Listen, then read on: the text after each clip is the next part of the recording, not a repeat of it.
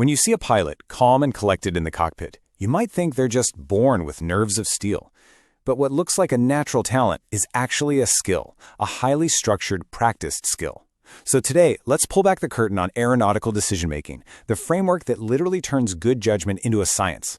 To get started, I want you to look at this number, 80%. A staggering 80% of all accidents in aviation come down to one single factor. Now, it's not the weather, it's not a broken part on the plane, so what on earth could it be? Well, the answer is us, human error. And this chart is fascinating because it shows us where those errors are most likely to happen. Look at the two highest bars, takeoff and landing. Together, they make up almost half of all accidents, but they are by far the shortest parts of any flight. It's where the workload is highest, the pressure is on, and where a pilot's decisions matter most. So, to tackle this massive 80% problem, the entire aviation industry had to create a systematic way to deal with the human factor. And this is it, Aeronautical Decision-Making, or ADM. Now, this is not about hoping you have some kind of magical good judgment. No, it's a trainable, structured mental toolkit. You can think of it as the core software that runs in a pilot's mind, all designed to do one thing: drive down the probability of human error and keep everyone safe. So where do you even start? Well, the very first step in ADM is all about self-awareness. Pilots have to be brutally honest with themselves, and they're trained to spot 5 very common psychological traps, these hazardous attitudes that can sneak into their thinking and lead to disaster. First up, we have anti-authority. You know this one. It's that little voice that resents rules and procedures. A pilot with this attitude might think, I know a better way, and decide to skip a checklist or ignore advice from air traffic control, and that's a dangerous path. Next is impulsivity. This is that gut feeling that you have to do something, anything, right this second. It's a trap that cuts off careful thought and pushes a pilot to act on the very first idea that pops into their head, which is almost never the best one. And then there's invulnerability. This is the classic, dangerous belief that accidents are things that happen to other people. It's a mindset that can lead a pilot to take really foolish risks, all because they have this false sense of being bulletproof. This one is the macho attitude.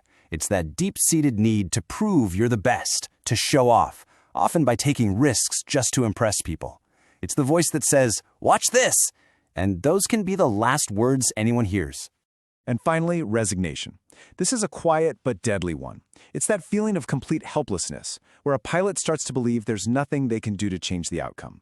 They basically give up and just become a passenger, leaving everything to fate. Okay, but here's the really clever part. Pilots aren't just taught to recognize these attitudes, they're given specific antidotes to fight them. They literally memorize these. So the second a pilot catches themselves thinking, it won't happen to me, their training kicks in and they counter it with the antidote, it could happen to me. It's like a pre-programmed mental reset button to snap them out of that dangerous mindset.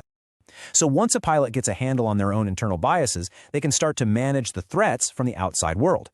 This is where risk management comes in. It's their sword and shield, a proactive way to spot danger and deal with it before it becomes a real problem. First, we've got to get a critical distinction straight. A hazard is just a thing. It's a fact. It could be a thunderstorm, a minor issue with the engine, or just feeling tired.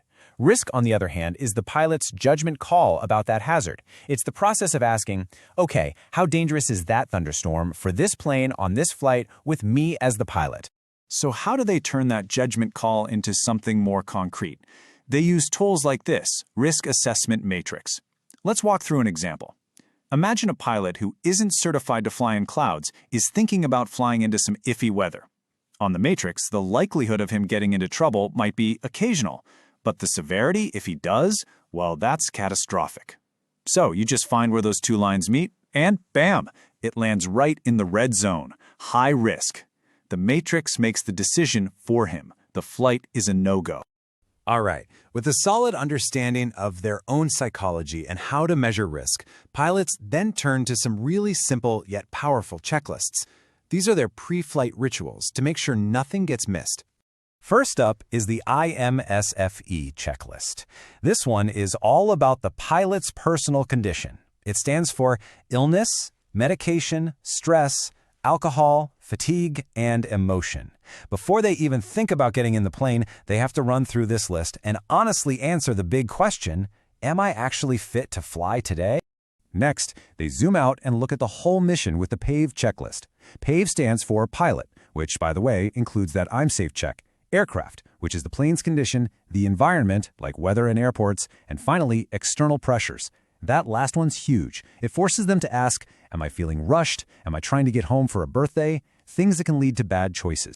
So you've got the hazardous attitudes, risk management, all these checklists, but how does this all actually work together when you're thousands of feet in the air?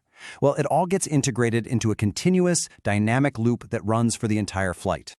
That loop is called the 3P model. It's simple, elegant, and incredibly effective. First, you perceive the hazards around you. Maybe the weather's changing, or you hear a weird sound. Second, you process what that means for your flight. How serious is this? And third, you perform the right action. Maybe divert to another airport, or just keep a closer eye on the situation. And as soon as you've done that, the loop starts right back over. Perceive, process, perform, again and again.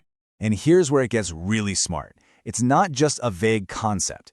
Each step of that 3P model is backed up by its own set of checklists. For example, to properly perceive all the hazards, pilots will often mentally run through that PAVE checklist we just talked about. It creates a robust system within a system. Now, for problems that are more complex, ones where you actually have a little bit of time to think, pilots can shift to an even more analytical model like DECIDE. As you can see, this is a very deliberate, step-by-step process for working through an issue logically, from the moment you detect it all the way to evaluating if your solution actually worked. But let's be real. What happens in a true emergency when things are going wrong and you have seconds, not minutes, to react? You don't have time for a 6-step model. This diagram shows the 2 tracks a pilot's brain can take. There's path A, the analytical route we just discussed. But then there's path B, the automatic route. And this, right here, is the crucial point.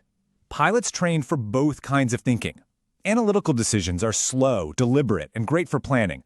But automatic decisions are fast, reflexive, and based purely on deep experience and training. This isn't just a panic response. It's an expert's trained intuition kicking in. The ability to see a pattern, know exactly what it means, and act instantly, without conscious thought. So when you boil it all down, the world of aviation teaches us something pretty profound. Good judgment isn't a personality trait you're born with. It's a skill you build. It's a discipline. It's a systematic process of understanding your own biases, looking at risks objectively, and having a plan. Which leaves us with a question.